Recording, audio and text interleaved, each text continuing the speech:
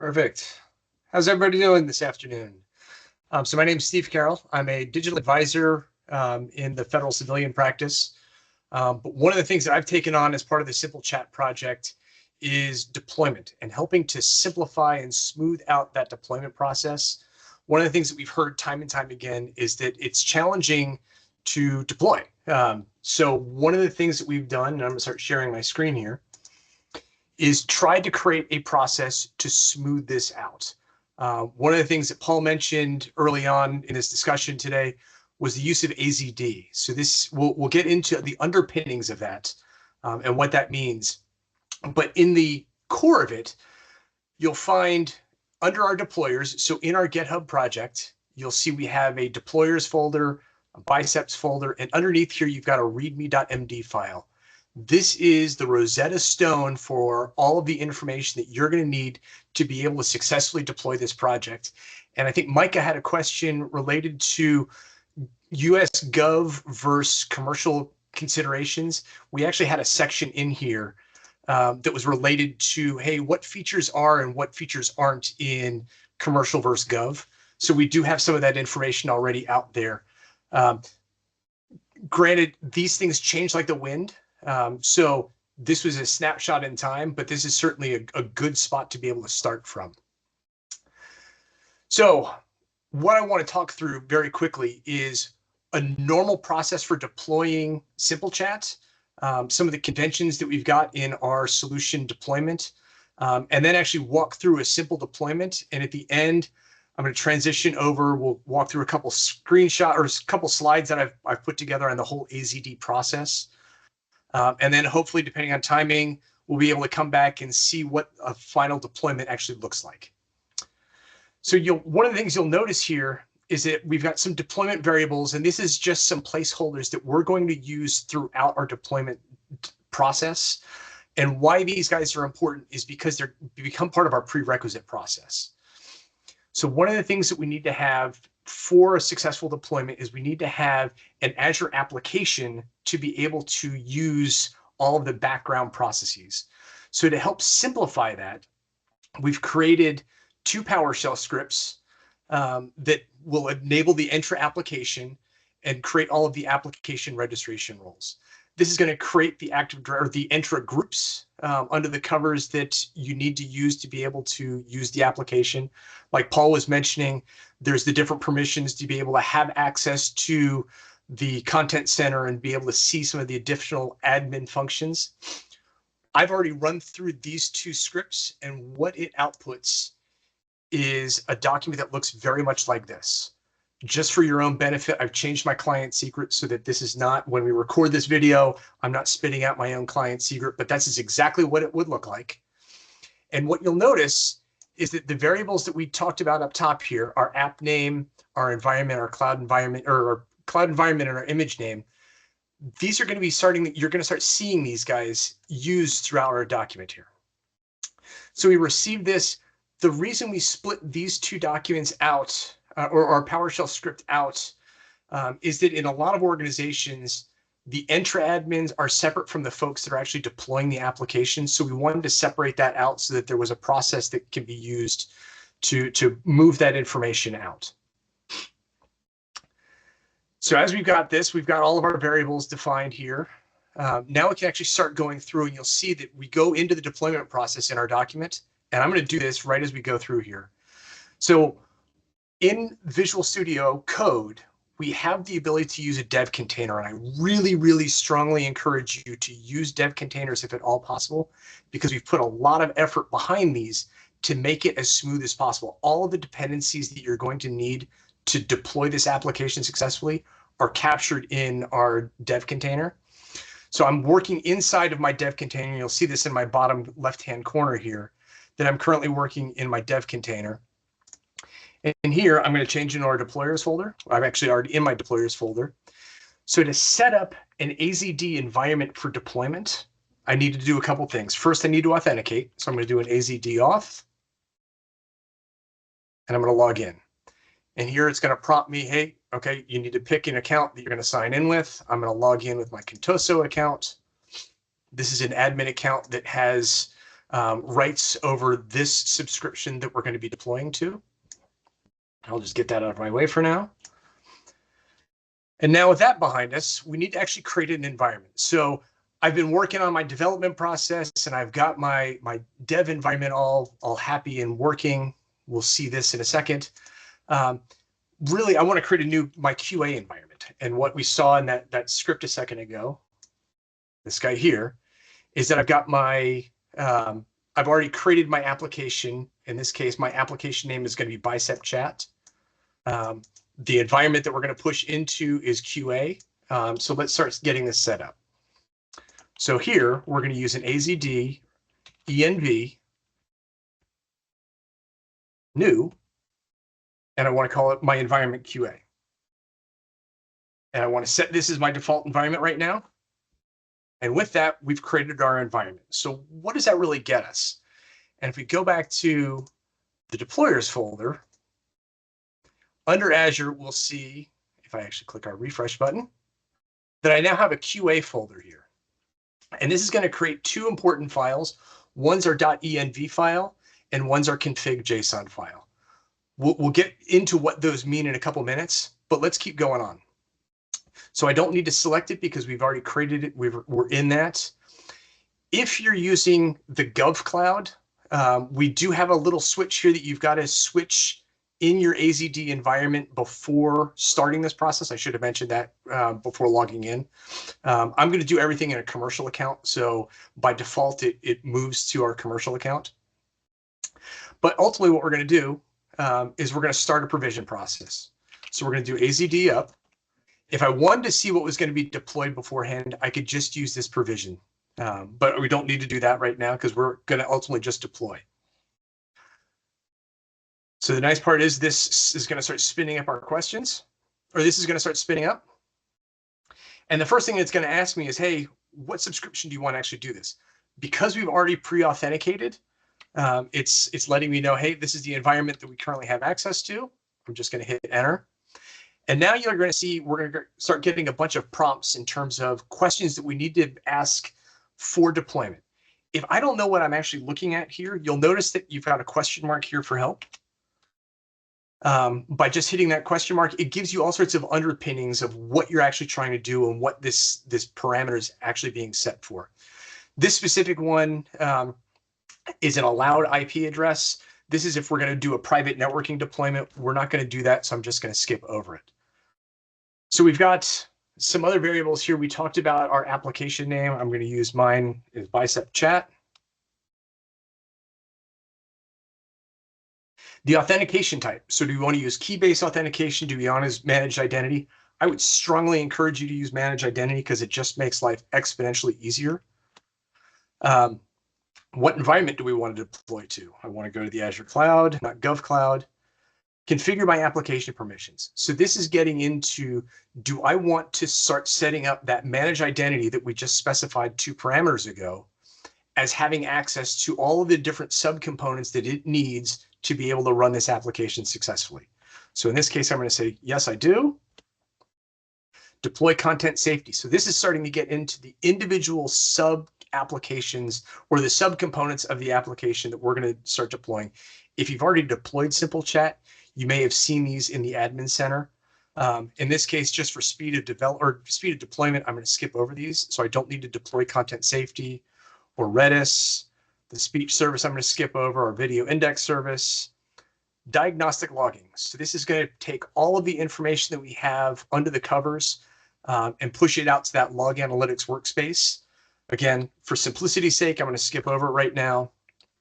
Enable private networking. So this is one of the last features that I just recently added in to our deployment. This will go through and set up your own VNet, enable private networking for the entire solution end to end. If you've got all of these different application features enabled, it will turn them on with private networking, do all of the DNS work underneath the covers for you. It's a lot of work that this one's going to do, so this is a really powerful parameter. Again, it takes a couple extra minutes, so I'm going to skip over it for right now. And now we're going to get into some questions about that enterprise client app ID. So if we remember from a second ago, we had these client IDs. So I'm going to take the client ID. So fortunately, this is my correct client ID. And I'm going to start pasting these values in. And my app secret. So I'm going to go grab that guy. And we've got that. Now, the other one that we have was our principal ID. And we'll notice that that's as part of that same result that we were returning. So I can grab that guy, paste it in here. And then what environment are we actually deploying here? So in this case, we're pushing out our QA environment. And it's important that this name matches the AZD environment that we created in one of our earlier steps here. Now, what do we want to call the image? So we're creating a Docker image under the covers. What do we want this image to be called? So in this case, I'm going to call it simple chat. And I'm going to go with the latest. This enables us to have, if, hey, we want to roll our application back, I can use a prior image from the Docker or from the Azure Container Registry. So every time we push this application out, I'm going to stamp a new image, but I'm going to always have a latest version as well. One of the last questions that we've got is, what location do we want to actually deploy this to? And in this case, I'm defaulting out to the central US region simply because it's got all of the pieces that I know I've got this subscription having access to. And with this, it's just going to start. So now let me transition over to the PowerPoint, or the PowerPoint that I've got. And let me present this guy. Give me 1 sec while this guy pops up. Okay, so we just walked through setting up simple chat through these environment or through these parameters, but under the covers, what's it really doing here? So let's go to our next screen. So under the covers, AZD is two pieces. One, it's a command line tool that's enabling us to deploy all of the infrastructure that's associated to creating this application and getting it out the door. The second piece is actually deploying the application on top of that infrastructure that's been given. So two big pieces, and some teams will have great experience in deploying the infrastructure and not the application, and other teams will have just the opposite. This is a way that you can marry those two pieces together and have it all just work, and makes it really consistent to be able to come back to. So why does this matter? So again, as I said, it's repeatable. So in our solution here, we've defined all of the different components as bicep files. We also have the ability to, or the AZD deployment solution has the same ability to deploy Terraform code as well as bicep. We've chosen to go with bicep just out of our own benefits, but they're both fully supported with this. The other thing that it can do then is, as Nathan's making all of these cool application changes, he could use this and just deploy a new version, and it's going to check to say, hey, do I have any new application? Do I have any infrastructure work that needs to come as part of this effort? No, I don't. Great, I'm just going to go ahead and push out the different application. Again, it makes for reduced friction for deployment, and makes for very easy handling of all of this, all of their source code. So we saw very quickly, really the three key pieces. We saw an AZD init, which is deploying the actual solution, or excuse me, it's creating the shell of the environment that we want to deploy to. So remember, this could be a dev, a QA, production type scenario. I've seen it with quals. I've seen it with all sorts of different environment names. But what you're really focusing is encapsulating all of the variables associated to that environment in one spot.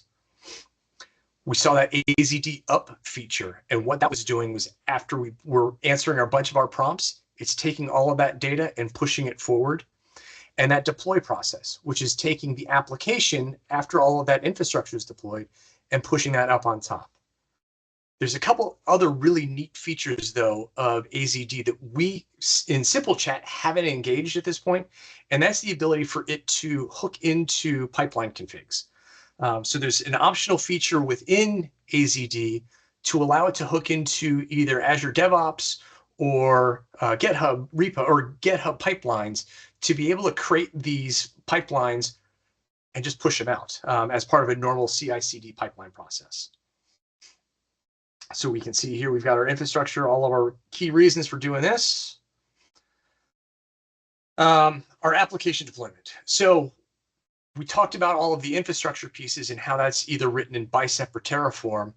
But the neat part about this is that the AZD deployment process supports a bunch of different languages. So it's supporting .NET, Python, as we can see on the screen here, Java, Node, all sorts of different full stack environments. Other thing that we're taking advantage of as part of this process is during our infrastructure deployment, if we have a need to create keys. So in this case, we saw that I had my application key for my application environment or my application secret. I can store that directly as a secret in a key vault, and that can get read out of the AZD deployment process. Super helpful for that scenario. We're obviously doing a container build, which is super helpful here. What else we got? Okay, so we talked about our AZD pipeline process. The big goal here is that it's going for 0 YAML writing. I hate writing YAML. I always get my indents wrong. I never am able to get it lined up correctly. This enables you to, once you've got a deployment process, it's going to work. It just pushes that out seamlessly. Very, very exciting to watch that code go. Let's see what else we got here. So good examples. When do we want to use AZD? So most logical thought for me is when we're doing repeatable deployments. So if I've got to do a deployment over and over and over again, and I want that consistency, this is a great solution to go for. Again, full stack, where I've got a whole bunch of different components that have to get hooked together and be able to push those into a unified environment. This is a great answer to do that with. Again, we talked about the container apps where we're able to leverage all sorts of different deployment technologies. If I want to have just a traditional web app hosted in an Azure website, we can certainly push that directly out. Where this falls apart is where we can't use Bicep or Terraform to deploy the application. I personally have not seen that in any environment yet, but I'm sure somebody's got a solution that we can't use either Bicep or Terraform to deploy code. And really, in most of these scenarios, we've been able to genericize this to a level simply because we're able to use parameters and really take advantage of that parameterization to deploy to all sorts of different environments, including Azure Gov, commercial, different regions, all of the different scenarios that we could think about that may come up. And with that, my more information. So one can never have enough links for this type of information. For here, I've got 3 really good links for the Azure CLI. The top one here that you'll notice is the root for the Azure CLI documentation. I strongly recommend the references and the AZD extensibility. AZD extensibility gets into the scripting around being able to make these things work seamlessly together. So with that, when I transitioned over to using our PowerPoint slides, under the covers I had on my other screen, I was watching the deployment, make sure that it was going successfully. I'm going to transition back really quick, back to this screen. And we'll see that, so in the matter of about 10 minutes, this went through and we've got all of our parameters up top here. It's gone through, it's packaged all, it's compiled and built the application. It's compiled, it's built it up. It's built all of this infrastructure for me, including pushing out GPT models, Azure Container Registries, all of these different pieces that we need. And in the end, because I've already set up my Azure application to have my admin account as be a part of that admin group, I'm going to be able to take this link right here, control click it, open, and it pops up on the other screen. And right here, we're going to see that I can sign in. And I'm signed in with my personal my admin account. And because we've gone through and we've configured a bunch of those settings, things like our AI models is already pre-populated for us. So this is deployed, configured, out of the box, ready to go for us. If these aren't the models we want to use specifically, we can override that. There's certainly options in our Bicep code under the covers to be able to say, hey, I want to deploy 5.0 and Claude or whatever models you guys are looking to deploy. But all of this stuff now just works. I can fetch my models, I can test my configurations, and because we're using that managed identity, we can see that just out of the box during our deployment, it just successfully works. So with this, that kind of wraps up the area that I want to talk about with AZD and how we're using it to deploy the Simple Chat solution. I'll be monitoring chat if you guys have questions, but otherwise I'm going to turn it over to Nathan so that he can show you all the cool stuff that he's been working on. Great work, Stephen. Thank you, man.